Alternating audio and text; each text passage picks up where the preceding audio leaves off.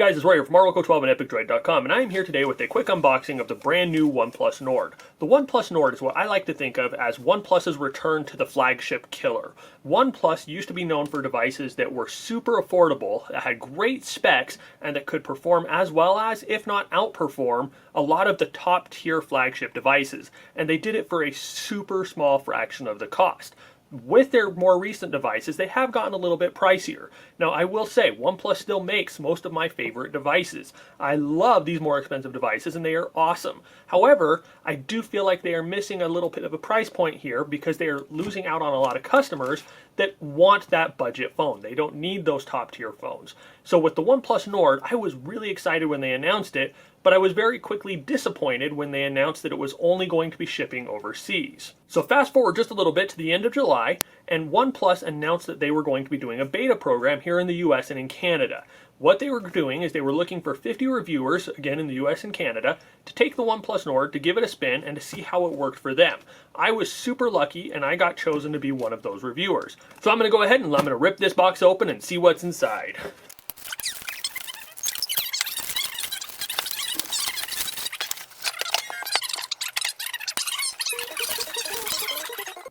So the first thing we see here is it does have OnePlus's new logo. It does have the little Nord symbol there. First thing we have is the phone, and they did send me the turquoise or sky blue, I forget what they call it. Get to that here in just a second. So it does ship with a case. It is a mostly see-through case with a little bit of a texture here. Comes with a SIM tool, comes with some stickers, the quick start guide, safety information, and the highest SAR value. There's also a welcome letter from the Nord team welcoming us to the phone. Then we have our USB-A to USB-C charging cable, as well as the charging puck.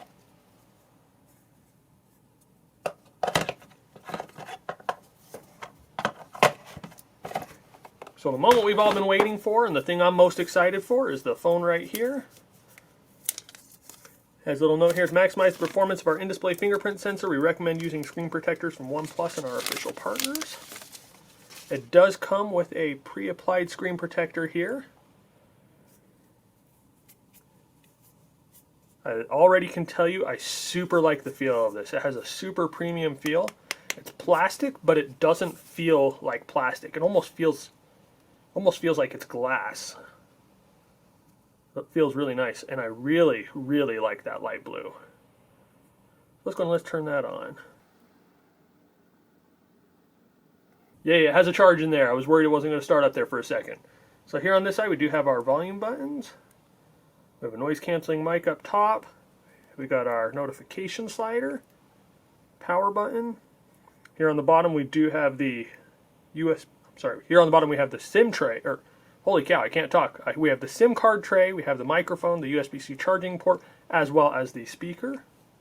It does have dual front-facing cameras.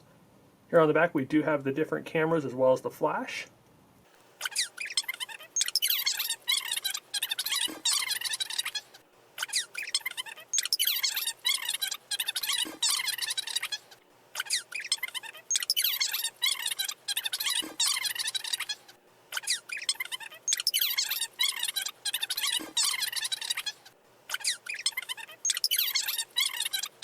So I kind of just rushed through those setup steps there. I was able to try out the fingerprint sensor, went ahead and set that up just so I could give it a try. And I will say the fingerprint sensor, I was actually very pleasantly surprised with it. I was worried that it would be a little bit slower or less responsive than some of the other OnePlus devices, but I found like that was on par with both the OnePlus 8 and the OnePlus 8 Pro. The phone does seem very fluid, seems very responsive. Let's see which version they sent us here. Didn't even look at that. So this is the 12 gig version. There is a 8 gig as well as a 12 gig version. The 8 gig comes with 128 gigs of storage, and the 12 gigs of memory comes with 256 gigs of storage. That's way more storage than I will ever use, but it's nice to have that as a backup just in case I ever need it.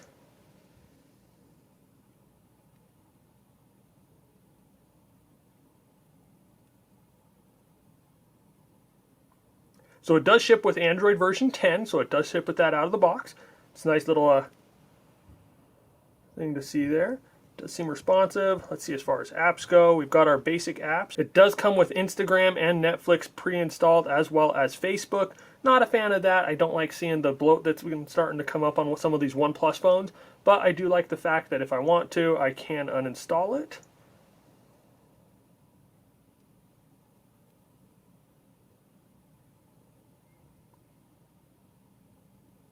Well, I guess I can uninstall the Facebook and Instagram, but I can't uninstall Netflix. But I will go ahead and I will disable it because I don't use Netflix. We do have our drawer here. Nothing's going to work completely because I don't have service enabled on it right now. But you know, I mean, from my initial opinion here, I'm thinking I'm going to like this. I'm excited to see how it works out. I'm excited to be able to give it a try and kind of get a better feel for it and let you guys know what I think about it. And you guys can expect a full review here in the very near future. I'm going to be taking this phone, I'm going to be putting my SIM card in, and I'm going to be giving it a run through its paces, seeing how it holds up, seeing if there's any issues, seeing if there's anything that works well, anything that doesn't work well, and I'm going to be giving you guys my full and unbiased and honest review. If you guys have anything you want me to try out or anything you want me to cover in that review video, please leave a comment in the comment section down below, and I'll be sure to cover that as much as possible. If you guys have any questions about the phone, leave a comment for that as well. If you've enjoyed this video and if you want to see more like it, please remember to give me a thumbs up and to share it with your friends. And as always, just want to tell you guys thank you for watching, thank you for all your support, and you all have an awesome day.